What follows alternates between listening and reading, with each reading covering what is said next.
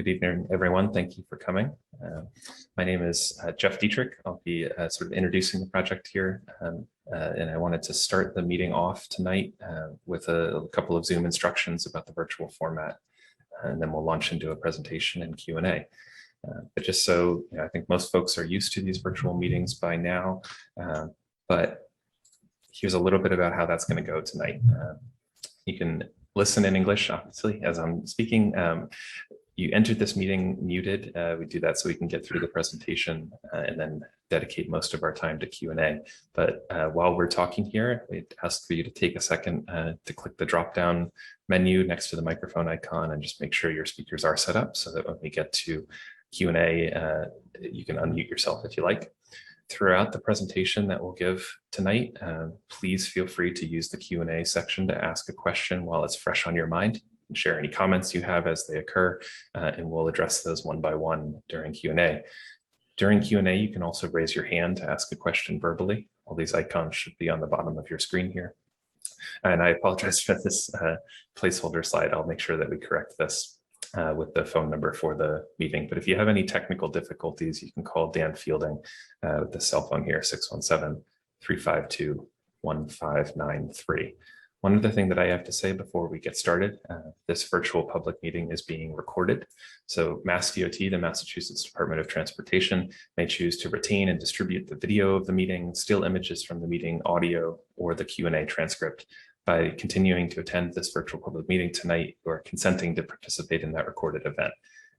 All recordings in the chat transcript are considered a public record. So if you are not comfortable being recorded, please turn your camera off, keep your microphone muted throughout Q&A, and refrain from chatting in that Q&A box. Otherwise, you can always choose to excuse yourself from the meeting, and the recording will be posted online later. As I mentioned on the previous slide, your microphone and webcam were disabled upon entering the meeting. We will open to questions and answers at the end of a presentation that we'll give in a second here. And any comments and questions are welcome at any time. We always say before every meeting, please keep a civil tone and say that for everyone. We expect everyone will do that, but we just want to put that disclaimer on the slide here. So to give a little bit of context for the project and set up the meeting, I'll turn it over to Nikki Splain, who's the Massdot project manager, to welcome everybody. Nikki. Thanks, Jeff. Again, welcome everybody. I work for Massdot's District 3 office, the bridge section. I've been involved with this project since we had to, close that lane on the bridge a few years back. I'm sure some of you here tonight from the village, we've met and talked in person. Tonight, I'm happier to be here in a situation where we're actually getting ready to replace the bridge.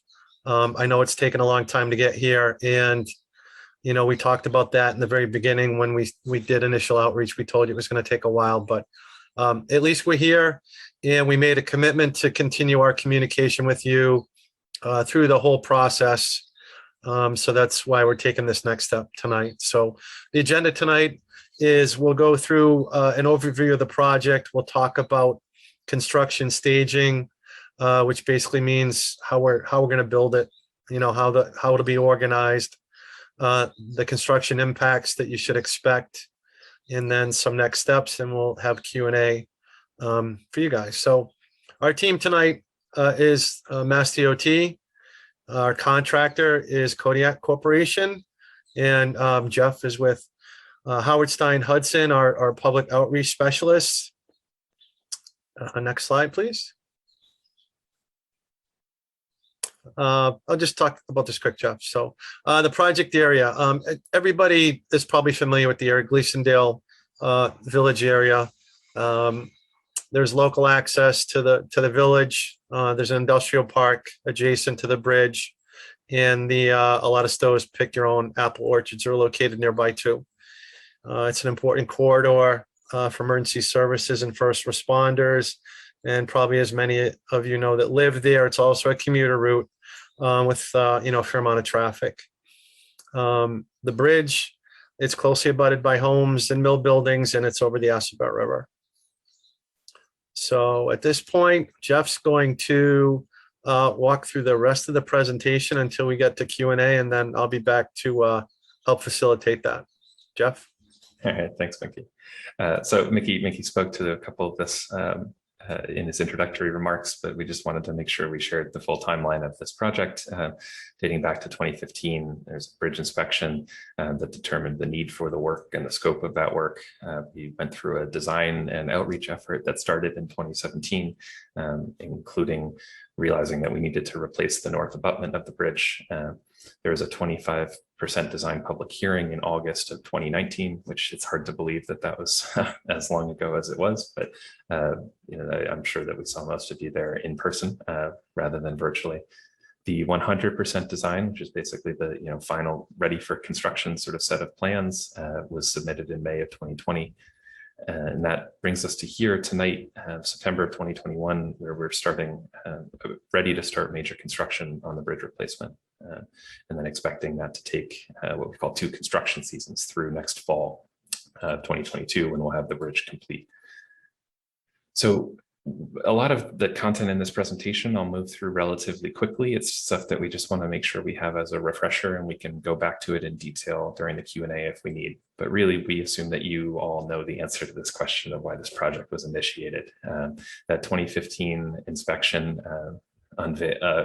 revealed that the bridge needed to be limited for weight. It was why we had to put the bridge on a single lane of traffic light controlled traffic rather than one lane in each direction. We call alternating traffic, and limit it to one sidewalk.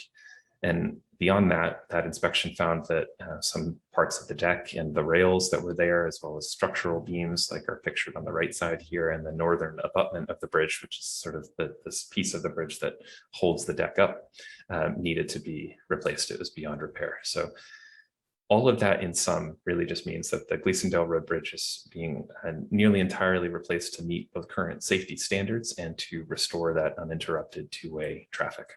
So that's basically what we want to accomplish, but we want to replace the bridge and do it sort of intelligently and quickly at the same time. So we are aiming to achieve current design and safety standards to, like I said, restore that uninterrupted two-way traffic without the signal, and provide sidewalks on both sides of the bridge, provide shoulders that are also bicycle accommodating, reduce the inspection frequency to a more normal expected level for a healthy bridge. We've had to have the bridge on a heightened inspection cycle for the last couple of years to make sure that we were tracking its condition, and we want to make sure that we don't have to inflict that on folks anymore.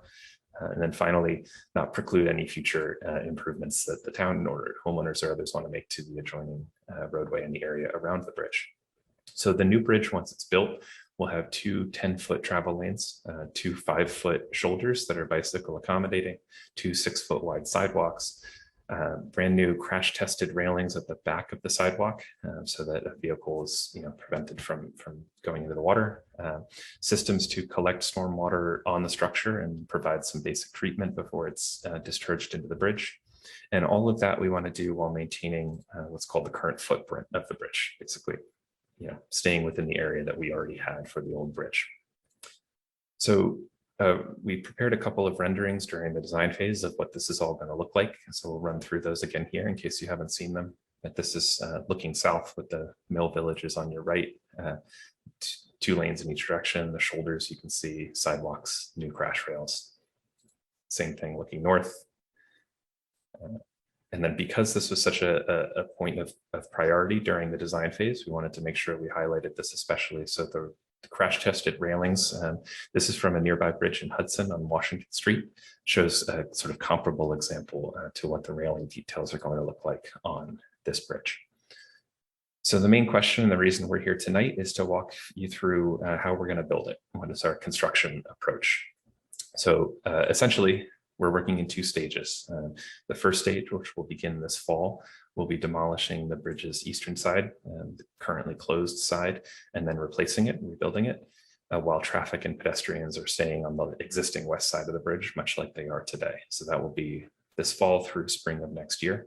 And then after that first stage is complete, stage 2 will demolish and then replace the western side of the bridge. And at that point, both traffic and pedestrians will be relocated to the newly built eastern side of the bridge. In case you're a visual person rather than a reader, we also have some renderings of this. This is sort of what the condition we're in now, preliminary and prep work. which is what it's been for the last couple of years. You have the one side of the bridge closed with jersey barriers and traffic going in alternating directions on one side of the bridge. So starting this fall, we'll begin to demolish that eastern half of the bridge, and traffic will stay more or less where it is today. We'll then rebuild that. I don't have a rendering of the construction process, so to speak, but just imagine a new bridge being built here. And then once that new side is built, we'll essentially just flip to the other side and start demolishing the western half of the bridge while traffic and pedestrians are on the newly built eastern half. And then we'll reconstruct it and the bridge will be complete, aiming that to be in fall of 2022. Like I said, basically 2 stages, fall and spring of this year and next, and then into fall of 2022 will be completed. So how will this affect drivers? Basically, we expect traffic impacts to maintain similar conditions to what they are today. We'll maintain that one lane of alternating traffic, which is managed by the temporary traffic signal. That'll be our sort of regular condition. We also do expect to have to do some limited full closures. These will be only weekdays and only overnights. We do need to do them to both remove pieces of the deck safely and to set new beams in place underneath the new deck. Before any one of those closures, we'll go into more detail about this further in the presentation, but we'll continue to meet as we have been with both Stowe and Hudson's fire and police and emergency response departments. Also an important point, like Mickey mentioned, this is one of the regional abutters, I guess you'd say regional abutters is all of the apple orchards. So we have in the contract a restriction on weekend work from Labor Day to Columbus Day, which we know is the peak season for those folks. Myself among them, to be honest. I end up going to those apple orchards every year. So when we do have to close the bridge, just to go into a little bit more detail about what that looks like, if you live nearby or you travel here regularly, this is going to be very similar to the detours that have been in place during past bridge inspections.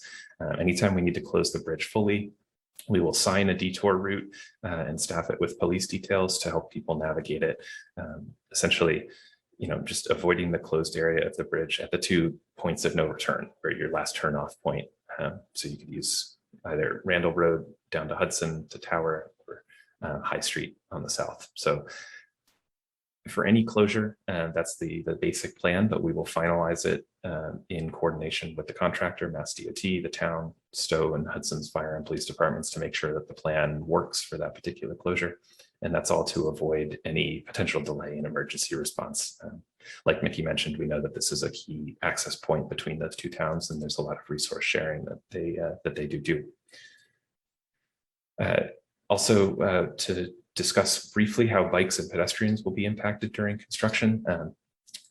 It's again basically going to be like there is today. Cyclists can continue to use the full lane like any other vehicle, and pedestrian access will be maintained through that one open sidewalk.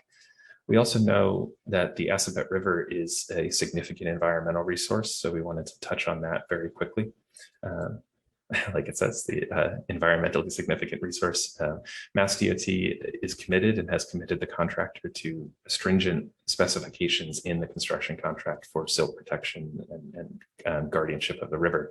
If you've been out walking or driving near the bridge, well, you wouldn't see it if you're driving, but if you've walked on the bridge recently, you might have seen that turbidity curtains have already been installed, and those will remain in place.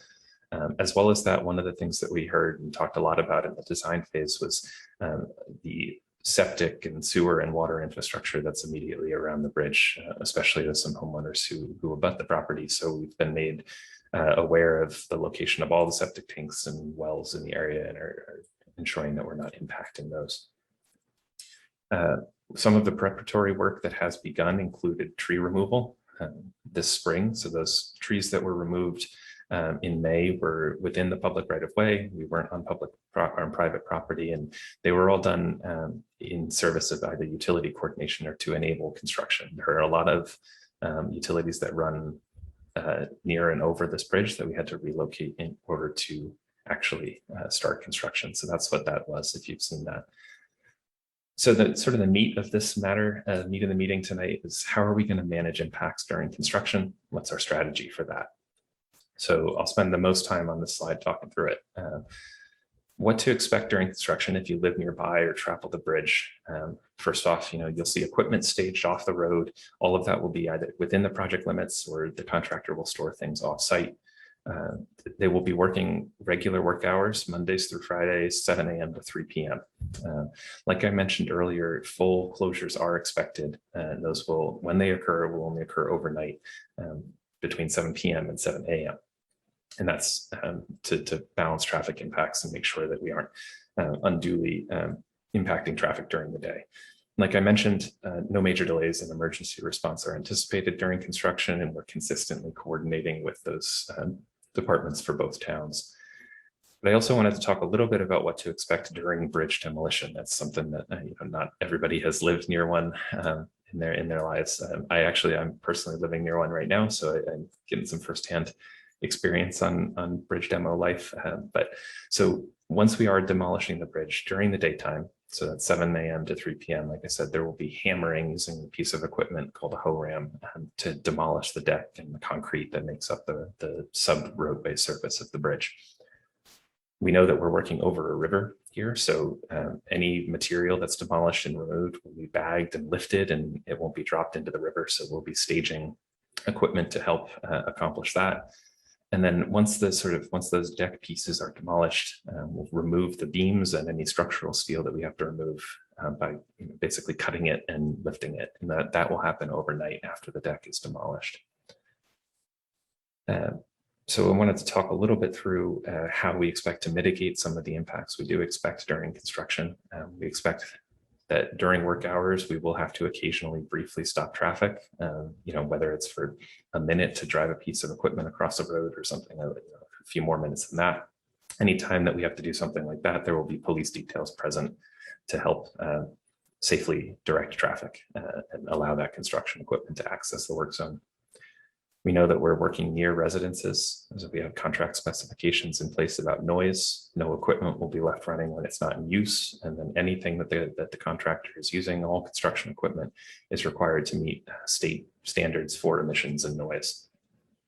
We also know that working overnight, which we don't expect to do all the time, but we will have to do some overnight closures. The contractor will be using shrouded light stands, which help reduce how far the light emits. So it doesn't look like, if you're driving on an interstate highway and you have, Fenway Stadium lights blaring at you overnight. And then finally, like with most construction contracts and all demolition contracts, there are pretty detailed specifications in place for dust control using things like, water or calcium chloride or other methods. So the other thing we wanted to talk through tonight was how we plan to help keep people informed throughout construction and demolition. This is my primary role on the project, my team's primary role.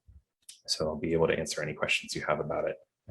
It really boils down to a couple of key phases or types of work. So before stage one, before that demolition begins, we'll be sending out notification when we have sort of a precise date of when this is going to start. We'll send out an email blast via Gov Delivery. You can send materials to the town for social media posting and magnification, all sorts of things that whatever's helpful really to help get the word out.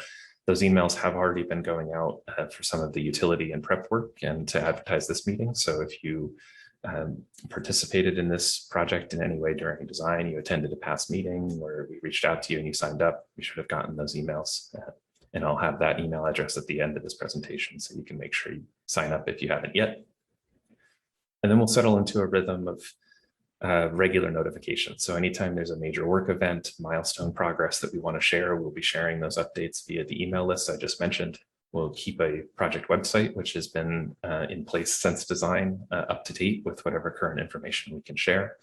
We have a project email also that's been set up for a couple of years now that is in place for any general questions that folks have. That goes to me and my team, and we can get an answer for you if we can't give you an immediate answer ourselves.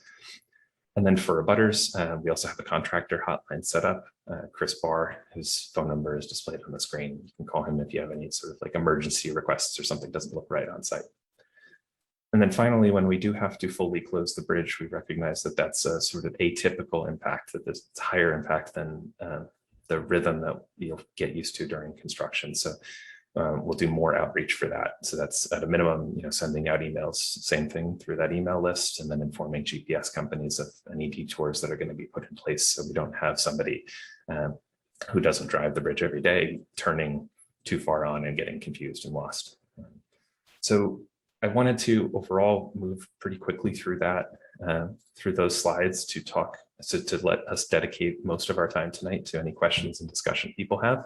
Before we move into Q&A, we'll keep this slide up. We'll have it up at the end too, and we'll put these resources in the chat so you can copy them out. But this is the email address I just mentioned. It's Gleasondalebridgestow at dot.state.ma.us, and the project website, which I'll be honest, I mostly get to by Googling Gleasondale Road Bridge. But if you want to write it out yourself, you can type in mass.gov/Gleasondale-road-bridge-replacement-project. So those resources will both stay up throughout the construction process. So with that, we'll move into a question and discussion period. Get Mickey back in here too to help facilitate any answers that I don't have right off the bat. But I'll take a second to reiterate what I said at the top here. I know most folks are pretty accustomed to virtual meetings by this point, but here's how you go through and ask a question, whether verbally, you can raise your hand or submit questions and comments. I see a couple have already come in, which I'll read those out in a second via the Q&A panel.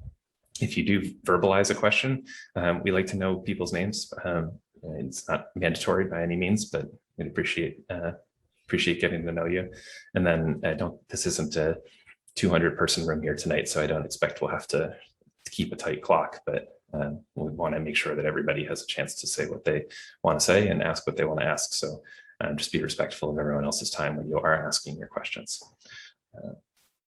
So Mickey, I will start by reading out the two questions that have come in via Q&A, and then we'll see if anyone raises their hand with other questions or has others. But Okay, that sounds good. All right. Martin and Jane Brower have two questions. I'll just ask them both at the same time. Will canoes and kayaks be able to travel under the bridge during construction? That's the first. Okay, I will defer that to our team, either Scott or Chris. I'm going to guess that during certain activities, it would be too dangerous for that, but why don't you guys address that? I know the access to the canoe path is not going to be available during the project, but as far as going under, certain activities would definitely be hazardous. So Scott or Chris? Yeah, this is Chris. You can, during off hours, you'd definitely be able to access it.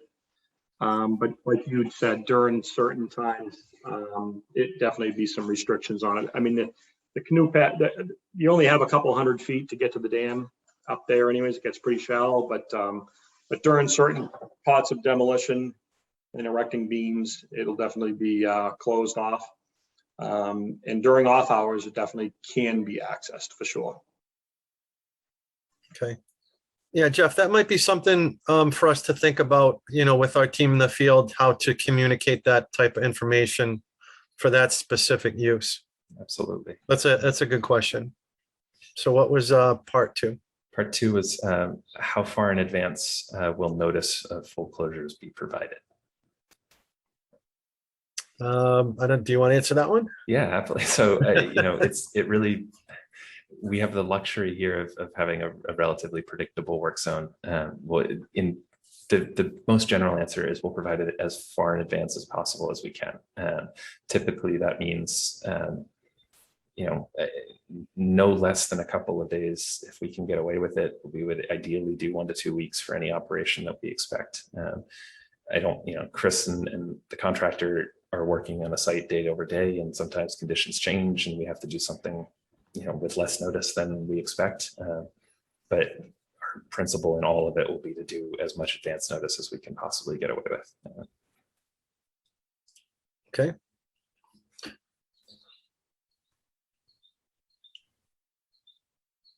So I don't know if folks have other questions at the moment. I don't see any in the written Q&A.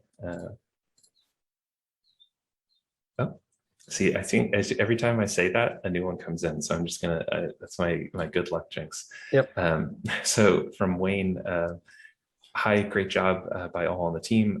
Question, from the information presented, it does not appear that any detours will force more traffic onto Route 62 eastbound through the town of Maynard, but just wanted to confirm that that's the expectation. Mickey, I'll pull the detour map back up, but Yeah. Yeah, I mean, if I can jump in on that. Yep. I think you're a good person for that, Scott. Yeah. Hi, Wayne. I think I dealt with you on the Maynard project. The detours, first of all, you got to remember the detours are going to be late at night, 7 p.m. to 7 a.m. So the detour route really would not impact Maynard at all. And honestly, when I was out there, Kodiak Construction set up the detour for some Hudson Light and Power work, maybe, I don't know, a month or two ago. And there's really very little traffic out there at night. So I don't see any impact to the town of Maynard. Okay, that sounds good. Thanks, Scott. thanks. And Martin and Jane, as a follow-up to your question, you're asking how we'll notify people of any closures. We'll do email notification, and I'm going to put the direct sign up link to that email list in the chat in just a moment here. You can also get it on the project website, but you can go there to that public.gov delivery URL I just shared to sign up for emails. We'll also, like I mentioned, be coordinating with the town of Stowe, and we've sent them materials in the past to put to town social media pages. And I would assume that we would ask them to do that again if they are willing, which they have been in the past. The email is the primary notification, both because we can get it out quickly and we know people have access to it most of the time. Yeah, the town of Stowe has been very helpful during this whole process. Absolutely. Jeff, can I just add real quick? I think I noticed Wayne mentioned that they were not able to unmute. Really quickly, for those who may be trying to unmute, if you look at your the bottom of your screen, there should be a couple of icons. There's a raise hand icon. Once you raise your hand, I will then unmute you. Thank you. It's that right there. And if you don't see the toolbar, sometimes it hides if you don't move your mouse. So just shake or click the mouse a couple times and see if that pops it up. Yep, we're definitely here and happy to answer questions, so don't be shy. From Bill, Mickey probably, anyway, I'll just read it out. Can you instruct the contractors who are working overnight not to park any idling vehicles near homes and not to yell back and forth to each other during overnight hours? Chris, you want to talk about that a little bit? No. I will, we'll attempt to do that at least the idling vehicles and the yelling back and forth. We'll definitely do talk to that. I mean, and again, there's some of these subcontractors out there or utilities that I can't really deal with, but my guys and my subs, I'll definitely give them notice, and we usually have safety meetings before night work because it's it's so dangerous, and this will be reiterated for sure. Yeah, and if I can remind everybody, Chris had put his number out. I don't know if you want to go back to that slide, Jeff. But there could be something going on that he might not be aware of, and you letting him know, would be helpful to him if there's something causing a problem for us out there. We want to keep any inconvenience to you to a minimum. So there's that number again. Thanks, Mickey. Gene, I see a hand raised. Or there was for a second. Did it go away? Yeah, maybe it did because I don't see any hands right now. There we go. Got it back. Okay, great. Yeah, so it's Margaret Costello. I'll let you unmute. You should have the option of unmuting, Margaret.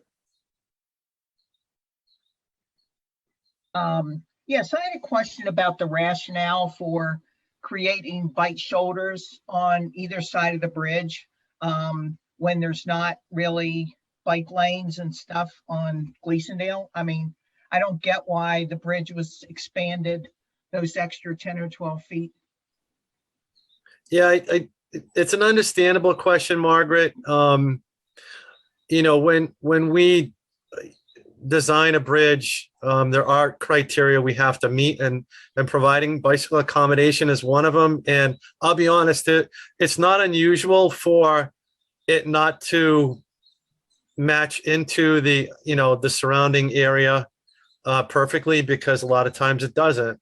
But at the same time, the town of Stowe, you know, has made us aware that they do have plans for the village in the future.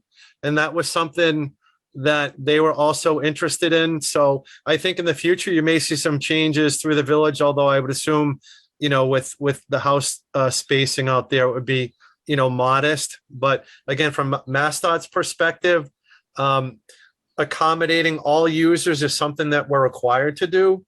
So even though it might not look like it makes sense, sometimes I'll just say kind of our hands are tied, and we have to meet those standards. Okay. I guess I had a comment just as a neighbor. I mean, I live right down here. I think that I know for a fact that there were numerous neighbor requests to create and build traffic calming designs into the bridge. And so when I look at how much straighter that bridge is in relation to Gleasondale, it makes me feel even crazier about the way that traffic goes through here. And I feel like taking that final kink out of the bridge, the access and the leaving, that it was just maybe subtle, but at least it to calm things down a little bit. And so making that straighter and making people be able to see a farther distance just invites increased speeds, which makes me really, really sad. And I know that a lot of people down here in Gleasondale feel like, despite you guys inviting our input, that we weren't listened to on this particular issue. And it makes me very sad. Yeah, and, you know, Margaret, I can speak from my own personal experience. So I live in Princeton, and we also have a historic village that I'll say is, you know, similar characteristics to Gleasondale. And that village just had a major project that I'm going to say enhanced the character of the village. It made it stand out more. And that was again, speeds were probably the number one concern in my community too, in that village. And, you know, when we do our design work, you know, there's a design speed for the project. I don't recall what it was for the village. I think it's maybe 30. I think that might be the posted speed in the village, if I remember.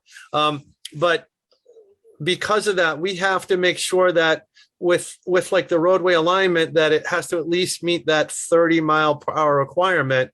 And so if there's a kink or something and it causes you, it's a deficiency that causes it not to meet, I totally understand what you mean about liking it because it makes people slow down. Our village has the same issue with commuter traffic between Route 190 and Route 2. So there's a lot of traffic through there, and it is frustrating. And I totally get that. But from our design standpoint, we can't design deficiencies into what we do for that purpose. So I think what you need to do, or what the town needs to do, is something like my town did, is to advocate for some changes in the village that might help the character stand out more to the people that go through there, and maybe change their attitude a little bit when they drive through, because I totally understand. It's very frustrating. Okay. I mean, just for facts, there are some 30-mile-an-hour speed limits, but there are at least 2 or 3 25-mile-an-hour speed limits. And we have consistently asked through Jesse to please communicate to you guys that we are happier with the 25, and that it is not just posted and is not just accepted as 30. Like, there are several signs that say 25, and it was classified as a densely settled area, you know, which I think my understanding is that was posted as 25. So, it makes me nervous that you guys have consistently used 30 miles an hour when that's not really true. It's posted 25 and 30. Well, I'd have to just confirm that. I was just speaking from what I recall. I don't know if Scott or Chris, you recall.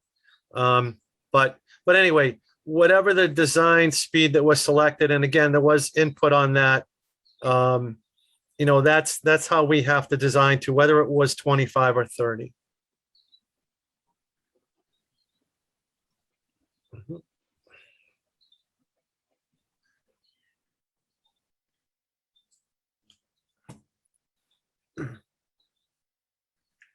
Thank you, Mickey. And thank you, Margaret. I'm just taking a look through to make sure I haven't missed other questions. I don't. Jean, do you see any other hands or things raised? I do not, no.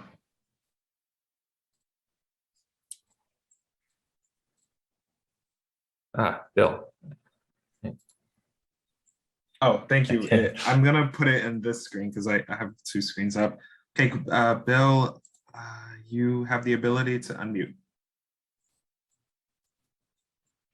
Okay. So I just want to follow up on Margaret's comment, which was that, in the meetings we've had in the past numbers of years about this bridge, the Department of Transportation assured us that they would build the bridge to help with traffic calming, and to find it's not being built with traffic calming in mind now, as Margaret said, is very disappointing. And I wish that all these meetings that we went to and all the hours we spent trying to communicate that to the DOT had been internalized by the DOT. That's all. Thank you. Well, again, Bill, I'll just say kind of briefly, one of the things that was built into the bridge, and again, we have limited options on a bridge for traffic calming, but 10-foot lanes, narrow lanes, do tend to have some traffic calming effect. And that was something, again, that was done in the village in my town. The lanes were built to 10 feet wide instead of, 11 or 12. But again, with a bridge and such a short distance, to work with, there are limited options that we have to do that. So it wasn't, it's not like the needs were ignored. They were just taken into account the best we could. And that's where I think, that's where another project in the village would have to make further enhancements in addition to the bridge project.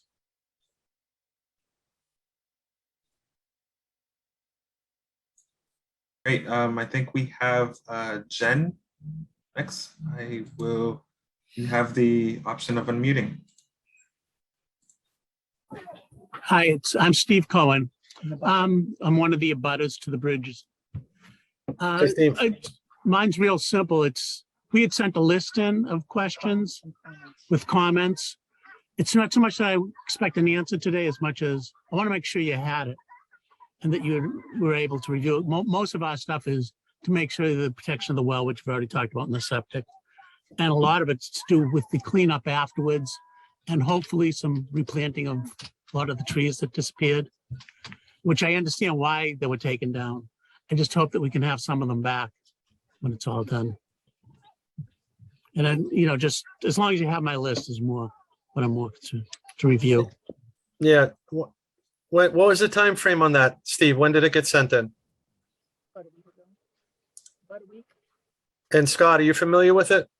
Either of you guys, Scott or Chris? I have not seen the list. We'll resend it. We can resend it. It's nothing I feel is critical that we need now because most of it has to concern with when the work is done. With some of it just you've already addressed anyway. Okay. Could you resend it to that email that Yep, Jeff's that's- pointing to? Yeah, that's the email address we send it to. But yeah, we'll send We'll it again. That's just to make easy. sure. All right, let me double Okay. check. Yeah. One other question about when they're working on the bridge, Gleasondale currently has a lot of problems with the water because of the mill.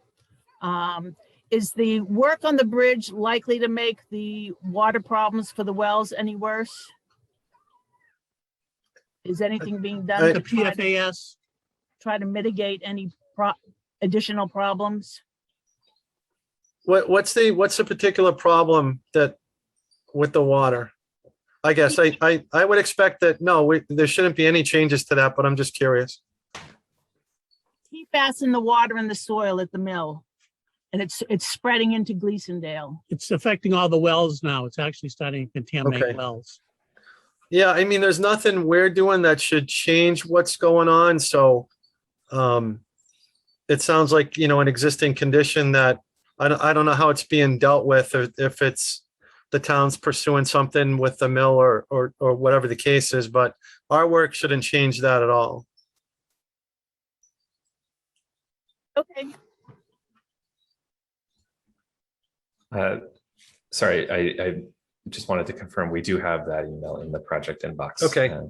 We did get Thank that. you. I All right, we apologize for just- the delay there. Yeah, we just want to make sure we get it to our team. Yeah, no problem. It wasn't a rush, just No, absolutely. Thank you both. thank you. There's another text question here, Mickey, which talking about the canoe access path. Will it be left in reasonable condition for that purpose? And with a few parking spaces, e.g. would there be no guardrail north of the bridge? And I'm assuming this means after construction Right. is complete. Right. So yes, although the access won't be available while we're building the bridge, the access is going to be improved. During our construction, we need that access for our utility work. So part of what we're going to do is, widen that path a little bit, improve the grades, and leave it in with a more stable surface for people who walk down there. There aren't going to be any dedicated parking spaces, per se. I would say as far as parking goes, the conditions, that are there now would be similar when we're done. I know people tend to park along the shoulder there, so I don't see that really changing, but the path will definitely be in a more usable condition when we're done.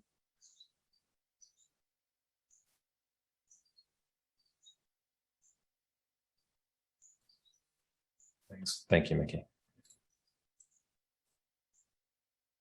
Other folks, are there raised hands or text questions? Please feel free to add them in. We're here as long as we need to be here tonight.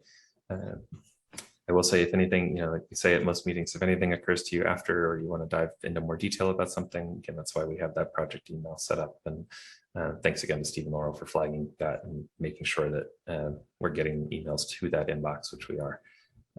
So if you do have questions after tonight, that email, gleasondalebridgestow@dot.state.ma.us, you can send them anytime and we'll get back to you in writing or by phone if you prefer.